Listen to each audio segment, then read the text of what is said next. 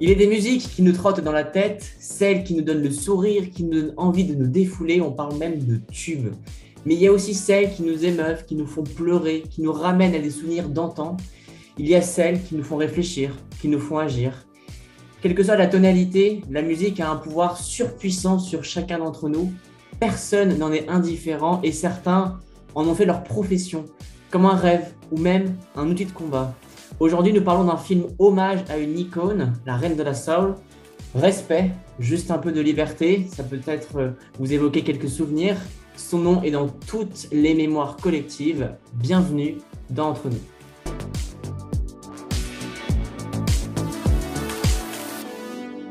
Et à mes côtés, comme toujours, la belle, la sublime, l'intelligente, l'érudite Shannon. Salut Shannon, de quoi on va parler aujourd'hui? Alors aujourd'hui, tu l'as déjà dit un petit peu, on va parler du film Respect, Respect. Je préfère le dire un peu à l'anglaise parce que vu que c'est un nom de chanson,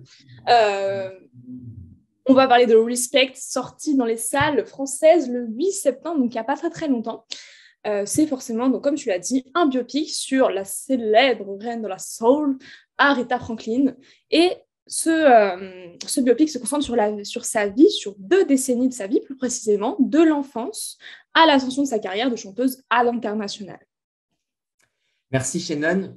C'était un résumé très simple, mais pourtant qui est très puissant. Il faut simplement aller voir le film pour bien comprendre cette histoire qui n'est une histoire qui n'est pas très simple, qui est bien complexe. On va y revenir dans cette émission. Donc, comme tu l'as dit, c'est une sorte de rétrospective d'une carrière qui s'inscrit dans une Amérique des années 60, une Amérique très racisée. Et ça, c'est important de le comprendre dans le film. Ça va jouer un rôle, ça va quand même jouer un rôle non négligeable. Je n'ai pas d'autres qualificatifs, mais il faut replonger quand même dans une époque que l'on pourrait considérer aujourd'hui comme une époque encore un peu folle, parce que dans cette décennie, la guerre froide n'en est qu'à ses débuts, la Russie provoque l'Amérique de Kennedy, mais au-delà de ça, la ségrégation raciale qui est mise en cause depuis 1954 est encore légale dans la plupart des États des États-Unis. Il y a un événement marquant qui va frapper l'Amérique dans cette décennie et qui sera retranscrit dans le film, c'est l'assassinat de Martin Luther King, qui était l'une des figures de la lutte contre les inégalités entre les personnes de couleur blanche et de couleur noire. À la suite de cela, des émeutes raciales vont éclater dans de nombreuses villes, laissant planer la menace d'une guerre civile. Et dans le même temps, la jeunesse de l'époque veut écouter de tout, notamment du Bob Dylan et aussi du Aretha Franklin. Elle va devenir très rapidement connue aux États-Unis. On est dans une époque un peu de liberté, de fantaisie, de provocation. Ça se ressent un peu dans le film, c'est pour ça que j'en parle maintenant. Et justement, Aretha Franklin, on l'appelle aussi Riri, où les deux formes sont admises. Et il faut savoir que le Tennessee a bercé de sa tendre enfance et elle s'est rapidement révélée grâce à sa voix extraordinaire, époustouflante. Très jeune, elle est lancée par son père dans une carrière qui s'annonce prometteuse. On lui doit des grands titres comme Chain of Fools, Respect ou même Think, qui seront ses plus gros succès. Elle aura composé 42 albums, dont le premier à l'âge de 14 ans. Elle aura reçu 18 Grammy Awards. Elle aura chanté devant 3 présidents américains, notamment devant Barack Obama. Elle entre en 1987 dans le panthéon du rock and roll. C'est la première femme à rentrer dans ce panthéon. Et ses derniers pas sur scène seront en 2017, avant de nous quitter, le 16 août 2018, à l'âge de 76 ans. Donc, Respect retrace une vie riche, touchante et vibrante. C'est exactement ça, tu as fait un très très beau résumé de sa vie, je dirais. C'est vrai que je ne suis pas rentrée dans les détails dans mon résumé parce que ça reste un biopic et pour tout vous dire, pour être complètement honnête, je ne connaissais pratiquement rien d'Aretha Franklin avant d'aller voir le film la veille de ce tournage.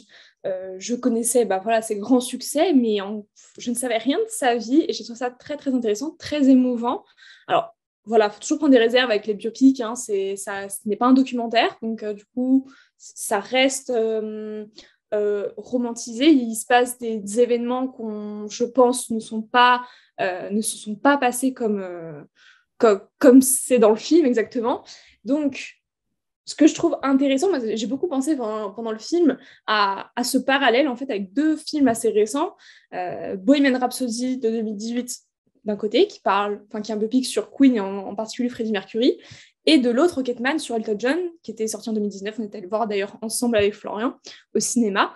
3 films avec Respect, qui ont pour titre l'une des célèbres chansons de chaque chanteur et chanteuse, et finalement des parallèles scénaristiques qui sont tout à fait compréhensibles et qui sont tout à fait captivants, c'est-à-dire qu'on part souvent de l'enfance ou de cette période avant la reconnaissance de ces chanteurs et chanteuses. Et ensuite, on part sur l'apogée de leur carrière, quand elle démarre et que waouh, là, on est à fond parce qu'il y a les chansons qui sortent, on a waouh, c'est incroyable. Sauf qu'après, forcément, il y a souvent une descente aux enfers liée à soit ce qu'ils ont vécu, soit la reconnaissance internationale qui leur monte à la tête, par exemple. Et ensuite, en fait, on finit, alors c'est pas un spoil, hein, mais souvent sur la reprise de contrôle, le choix de la réalisatrice de Respect, alors je vais dire son nom, je suis vraiment désolée, son prénom du moins, est pour moi très difficile à prononcer. J'ai essayé de chercher sur internet, j'ai pas trouvé une prononciation assez correcte, on va dire. Donc c'est Liesl Tommy, je pense. C'est une réalisatrice. C'est une réalisatrice sud-africaine et qui était en contact direct avec Aretha Franklin avant son décès par rapport à ce projet. Elle a travaillé avec elle avant qu'elle nous quitte. Donc c'est même Aretha Franklin elle-même qui a choisi Jennifer Hudson, qui joue Aretha Franklin dans le film. Et il faut dire, cette actrice était incroyable. Ah, la voix, mais alors la voix, je me suis demandé à un moment si c'était sa vraie voix. Mais je pense que oui, parce que pour que ça colle autant entre la bouche et la musique, je pense qu'il y a une ressemblance. Enfin, j'espère que c'est vrai. Oui, je pense que c'est elle, et je pense qu'elle a été choisie pour ça. Après, je n'ai pas trouvé d'anecdotes.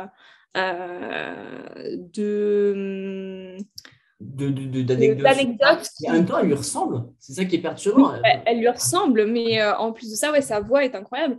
Même d'ailleurs, la voix de l'actrice qui la joue jeune est incroyable. Enfin, je sais pas si c'est sa vraie voix aussi, mais c'était incroyable. Carrière, la fille qui a joué dans le film.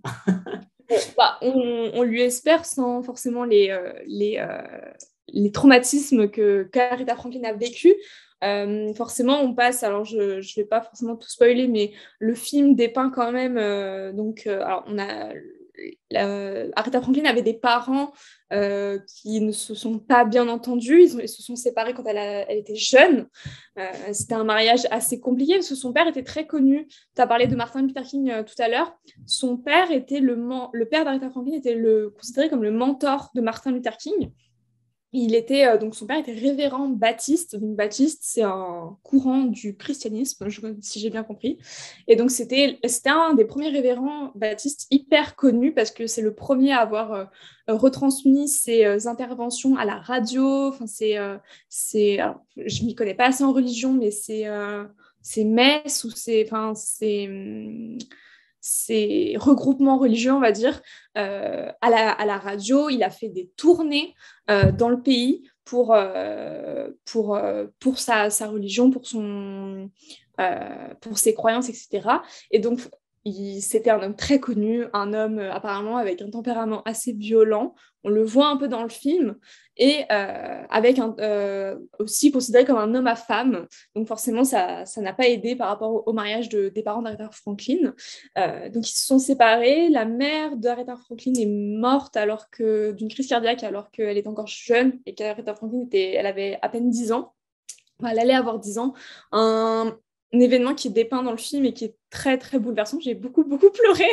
Et je crois que la première partie du film, j'ai fait que pleurer, je crois, parce que c'était tellement... déjà, il y avait l'émotion, parce qu'on voit, il y a une scène justement où le père d'Aretha et du coup est à une messe et fait un discours, et je trouvais ça déjà super poignant. Je ne suis pas croyante, mais j'ai trouvé que ce regroupement de personnes qui croient à ce point, qu'on tous la foi, tous la même foi, j'ai trouvé ça très beau. Et donc déjà là, j'étais émue. Et ensuite, après, il y a forcément cet événement du décès de la mère d'Aretha qui était très difficile. Donc forcément, donc ça, c'est un traumatisme qui a déjà, je pense, impacté, bouleversé la vie d'Aretha très, très tôt. Il y a ensuite ce flou que la réalisatrice a voulu garder autour des premières grossesses d'Aretha. On le sait, Aretha est tombée enceinte à 12 et 14 ans, si je ne dis pas de bêtises. Elle a eu ses premiers enfants très jeunes. Donc là, il y a un flou qu'Aretha Franklin a toujours voulu garder sur l'origine de ses grossesses, le ou les pères. On n'en sait pas beaucoup plus, et puis on ne va pas rentrer dans les détails de ça, c'est un peu compliqué. Et la réalisatrice a voulu garder ça, je trouve ça d'ailleurs très bien. Et ensuite, après, voilà, il y a le début de la carrière. C'est un film, en fait, qui montre la carrière musicale de cette femme et en même temps son combat en tant que femme. Mais en même temps, j'ai trouvé ça très intéressant parce qu'on voit ses combats en tant que femme, comment elle a réussi à s'affirmer auprès de son père, auprès de son premier mari, Ted White. Je trouve ça vraiment très, très beau qu'on explore ce côté-là aussi, pas seulement sa carrière, même si la carrière était du coup incroyable. On voit ce côté autodidacte qu'elle avait et comme ça pouvait lui venir. Mais du coup, c'est vraiment intéressant de voir les deux. Et, on aborde aussi son militantisme avec justement Martin Luther King. Mais ce que j'ai trouvé intéressant aussi, c'est que la réalisatrice a fait le choix de ne pas montrer ses grossesses en fait. Je sais pas si tu as remarqué, c'est quand même une femme qui a eu 4 enfants et sachant que c'est un film sur une femme, on aurait pu penser que le réalisateur ou la réalisatrice aurait voulu s'attarder sur ses grossesses, Finalement, pas du tout. Le scénario est chronologique, on avance et en fait, on voit avec le temps qui passe que elle a un nouvel enfant, mais on n'a pas vu sa grossesse, elle n'est pas réduite vraiment à son rôle de mère, elle est vraiment dépeinte dans son rôle de femme et comment elle peut s'affirmer dans une société qui est encore très sexiste et dans son rôle de chanteuse et sa carrière. On assiste même à une transformation, je trouve, d'Aretha entre la chanteuse qui est un peu, même pas, elle est passive, en fait, elle est spectatrice, pardon, de sa vie, à savoir qu'elle se laisse guider par les décisions de son père. C'est son père qui parle à sa place, qui lui dit quoi faire. C'est limite parfois un peu gênant de se dire que cette femme, en fait, elle ne pourra jamais faire ce qu'elle veut, vraiment. Elle veut chanter, mais peut-être que ce qu'elle a vécu au début, c'est pas ce qui lui convient. Et ça, en fait, on ne le sait pas.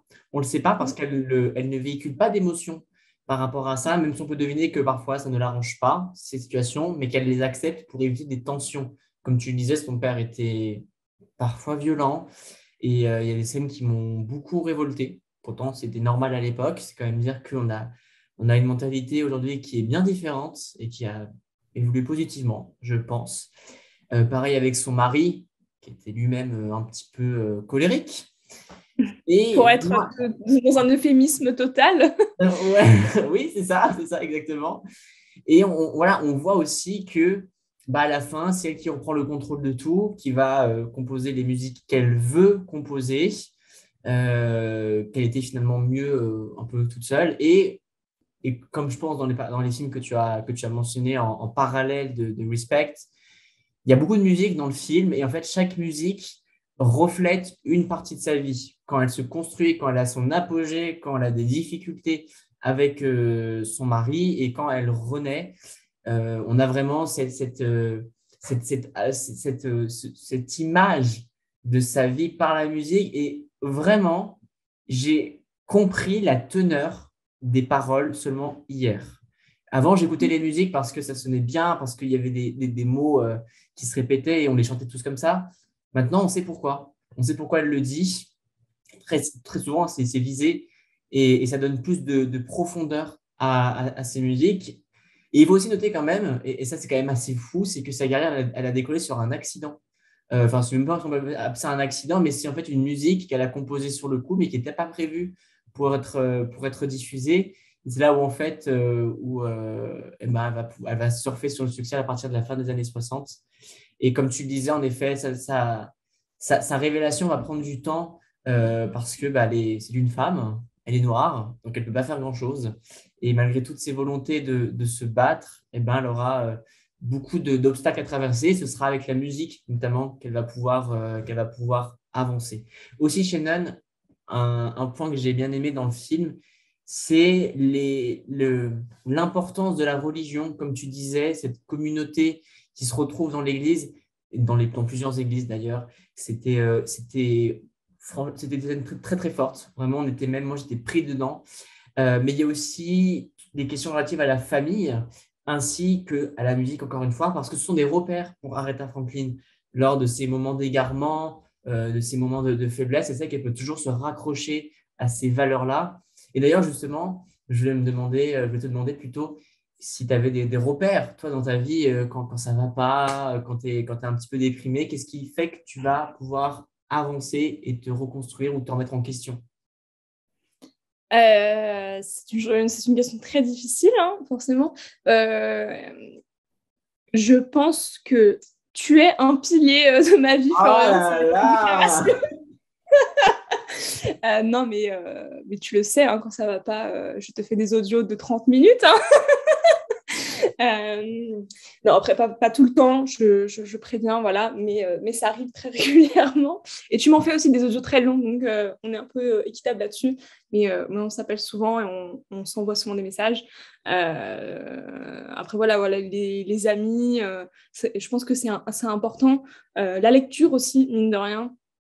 Se poser, lire. Alors là, je ne compose pas de musique comme Aretha Franklin, mais en écouter, ça fait toujours du bien et voilà, se mettre. J'ai tendance en fait à. C'est peut-être pas forcément très sain, mais j'ai tendance à, quand ça va pas, essayer de m'évader. Et donc, écouter de la musique, lire, c'est échapper un peu à la réalité qui est parfois trop dure.